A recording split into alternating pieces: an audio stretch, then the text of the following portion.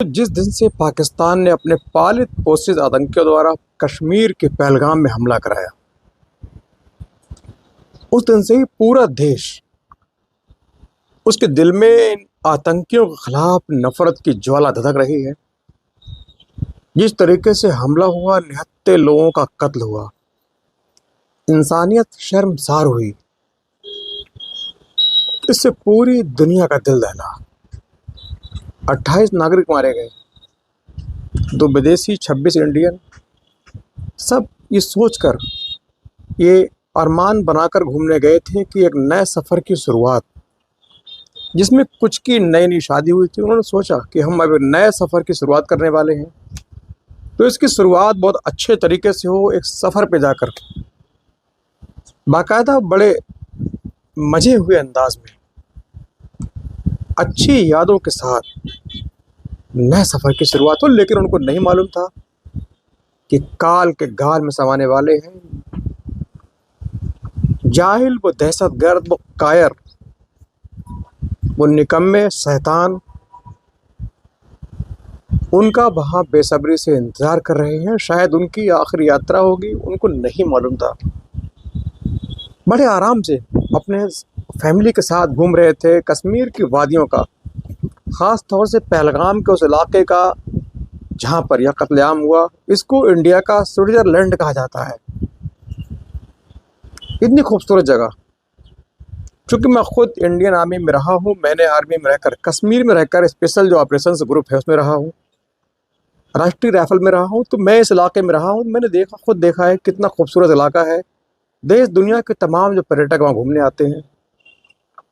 लेकिन जब से हमला हुआ है, तब से पूरी दुनिया में एक आतंकवाद के खिलाफ नफरत का जो माहौल बना, लोगों में कहीं न कहीं एक भय का मैसेज गया कि कश्मीर में किसी वक्त भी इंसान की जान जा सकती है। और तभी से पूरे देश में मांग हो रही है। ख़ास तौर से भारतीय मीडिया दिन रात इस मांग में है कि अब कैसे युद्ध शुरू किया जाए। बाकायदा मीडिया तो ये दिखा भी रहा है, फर्जी खबरें दिखा रहा है कि सेना तैनात हो गई है, कुछ ही देर में मिसाइल छूटने वाली है, युद्ध होने वाला है। और बड़ी बात यह है कि इनमें से कोई भी शख्स ऐसा नहीं है जो इंडियन आर्मी से हो या भारतीय सेना में उसने सेवा की हो, भारतीय सेना को जानता हो, देश के बारे में जानता हो। वो लोग बाकायदा अपने घरों में बैठकर, स्टूडियो में बैठकर युद्ध की घोषणा कर रहे हैं। ये बहुत ही चिंतनीय है। दोस्तों, युद्ध किसी भी मसले का, किसी भी मुद्दे का हल नहीं है। युद्ध में दोनों देशों से सेना मारी जाती है। जो मेन कसूरवार हैं, जो गुनहगार हैं, उन पर कोई फर्क नहीं पड़ता। हमारे देश की सेना भी शहीद होगी, उनकी ज़्यादा होगी, हमारी कम होगी, लेकिन जो बेकसूर सैनिक हमारे हैं, उनकी शहादत होगी। दोनों देश, पाकिस्तान है वो पहले से ही भुखमरी के कगार पर है, उसकी हालत बहुत बुरी होगी, हमारी थोड़ी कम। लेकिन युद्ध से दोनों देशों की जो आर्थिक स्थिति है, जो इकोनॉमी है, बहुत बड़े लेवल पर डैमेज हो जाती है। आर्थिक स्थिति दोनों देशों की खराब होती है, देश 10-20 साल पीछे पहुंच जाता है।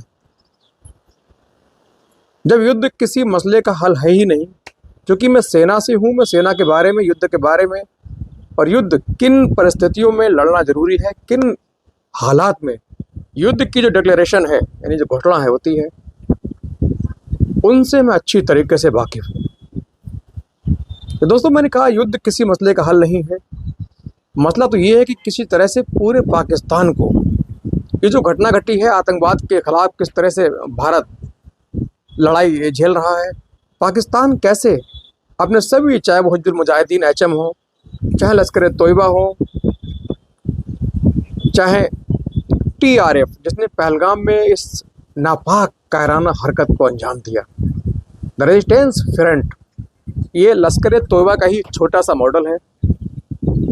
कह सकते हैं लश्कर तोयबा का ही छोटा मिनी रिचार्ज, जो बहुत ऐसे टारगेट को चुनता है जो बहुत सॉफ्ट होते हैं, नहीं बहुत आसान टारगेट होते हैं, जहां हमला करने में बहुत दिक्कत नहीं होती। आपने कई बार देखा होगा, इससे पहले जम्मू कश्मीर के सोपोर में, श्रीनगर से कुछ पहले एक हाईवे पर एक शहर है सोपोर, वहाँ भी बीजेपी के जो पार्षद हैं उनकी मीटिंग हो रही थी, वहाँ भी इन्होंने अंधाधुंध फायरिंग की। उसके बाद रियासी में अटैक किया, हनबाड़ा में किया, बारामूला में किया।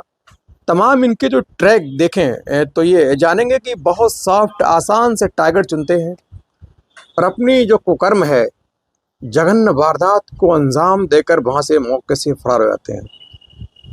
और पूरे देश में सवाल एक ये भी उठ रहा है कि उस वक्त भारतीय सेना कहाँ थी जिस वक्त ये कत्लेआम हुआ। लोगों को मौत की नींद सुलाया गया, आतंकियों ने मौत का तांडव मचाया, मौत का नंगा खेल खेला। उस वक्त अपनी जो सिक्योरिटी एजेंसियां हैं, सिक्योरिटी फोर्सेज हैं, वो कहाँ थी। दोस्तों बता दूं, मैं खुद आर्मी में रहा हूँ, मैंने कश्मीर में सेवा की है। भारतीय सेना साल के 12 महीने 24 आवर आपकी हमारी पूरे देश की सरहदों की रक्षा करती है। सेना को 12 महीने काम करना होता है, 24 आवर सेना चलती है। और कश्मीर जैसे इलाके में जहाँ की भौगोलिक स्थिति है देश के दूसरे स्टेट या राज्य हैं उनसे एकदम डिफर होती है, आप जानते ही हैं। तो वहाँ के जो हालात हैं, चुनौतियाँ हैं, भौगोलिक स्थिति है, वो एकदम डिफर है। उनसे लड़ना वो भी एक लड़ाई है।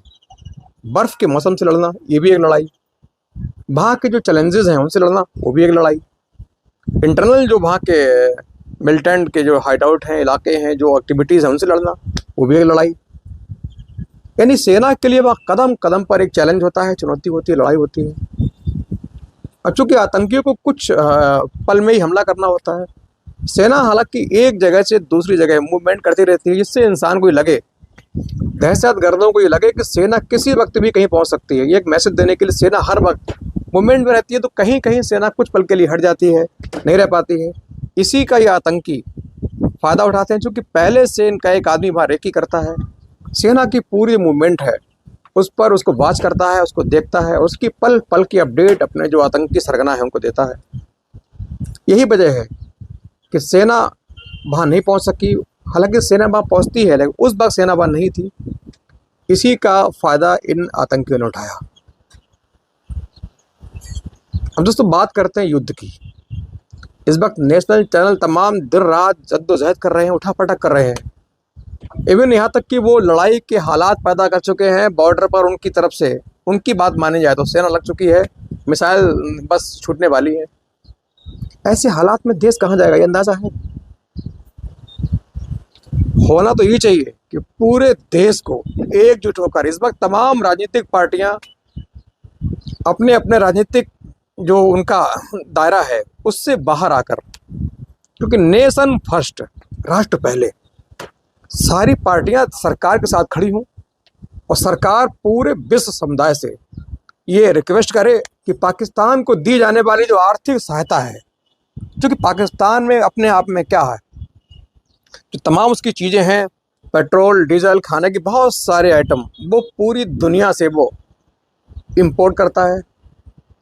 इसीलिए भारत को इन आतंकी घटनाओं को पूरे विश्व के सामने रखकर उसको कूटनीतिक तरीके से उसकी आर्थिक जो स्थिति है उसको बिल्कुल ख़राब किया जाए। पूरे विश्व के जो राष्ट्राध्यक्ष हैं उनके सामने एक मीटिंग रखी जाए, उनसे कहा जाए कि भाई ये पाकिस्तान है, कायराना हरकत कर रहा है। क्योंकि इस बार और मौका अच्छा है, क्योंकि 2 विदेशी नागरिक बेचारे वो इस हमले में मारे गए। तो ये मौका है उन राष्ट्राध्यक्षों को भी मैसेज देने का, उन देशों को भी कि देखिए आपके भी सैनिक मारे गए, आपके जो, माफ़ी चाहूँगा, बेकसूर जो टूरिस्ट थे, नागरिक मारे गए। लिहाजा पाकिस्तान को दी जाने वाली हर आर्थिक मदद को बंद किया जाए।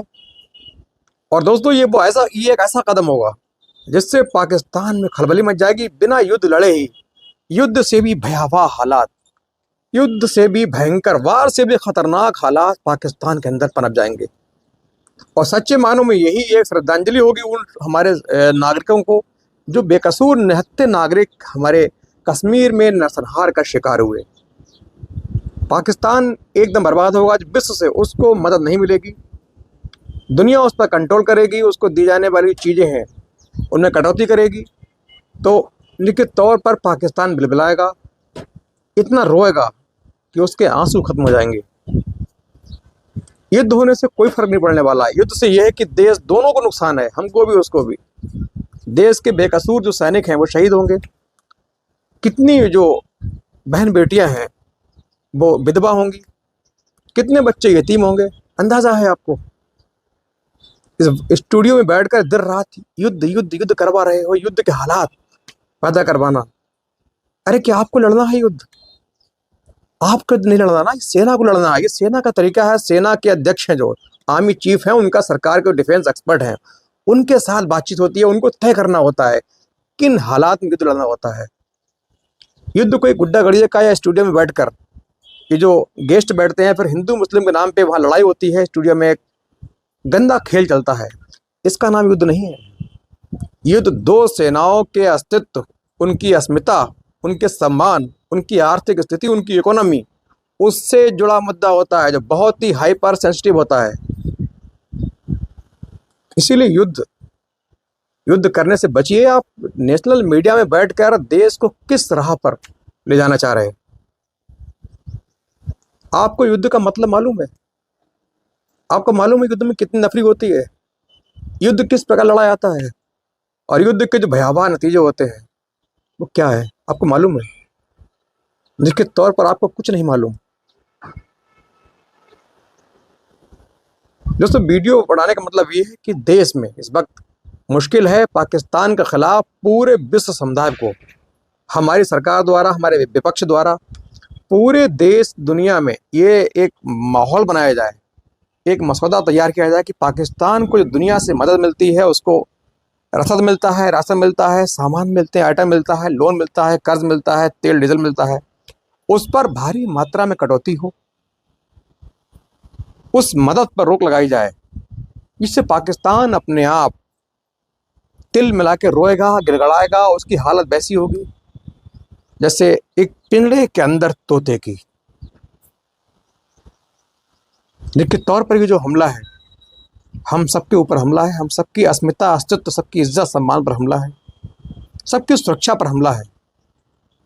लेकिन अब मंथन करना होगा इस चीज़ का कि आगे भविष्य में ऐसे हमले ना हो, ऐसी घटनाएं ना हो, इसके लिए क्या कदम उठाए जाएं। सेना का जो डिप्लॉयमेंट है खास तौर से इन सेंसिटिव पॉइंट पर और बढ़ाना होगा। हालांकि सेना हर कदम पर तैनात है, सेना की कोई दिक्कत नहीं है, लेकिन सेना को और ज़्यादा इन जो जैसे टूरिस्ट इलाके हैं, आगे पहलगाम यात्रा शुरू होने वाली है, अब सेना को बहुत ज़्यादा काम करना होगा, बहुत ज़्यादा सेंसिटिव पॉइंट पर नज़र रखनी होगी। हालांकि सेना, मैंने बताया, मैंने खुद वहाँ ड्यूटी की है, साल के 12 महीने 24 घंटे बर्फ़ में, पानी में, गंदगी में, गुबार में रहकर पूरे देश के यात्रियों की, देश की, कश्मीर की सुरक्षा करती है। खुद सेना जागती है तो आप सोते हैं, वो वहाँ भूखे रहते हैं तो आप खाना खाते हैं। ये हमारी सेना की निशानी है, हमारी सेना की ये पहचान है। लिहाजा युद्ध से बचने में ही भलाई है। एक ऐसा माहौल पूरे विश्व स्तर पर तैयार किया जाए कि बाकी पाकिस्तान को आर्थिक रूप से बिल्कुल कमज़ोर किया जाए, और तभी पाकिस्तान में हाहाकार मचेगा, और तभी सच्चे रूप में हमारे जो बेकसूर, हमारे निहत्थे जो पर्यटक मारे गए, उनको श्रद्धांजलि मिलेगी। दोस्तों, क्या कहना है आपका इस वीडियो पर? एक कमेंट करके ज़रूर बताएं। अच्छा लगा और चैनल को फॉलो एंड सब्सक्राइब जरूर।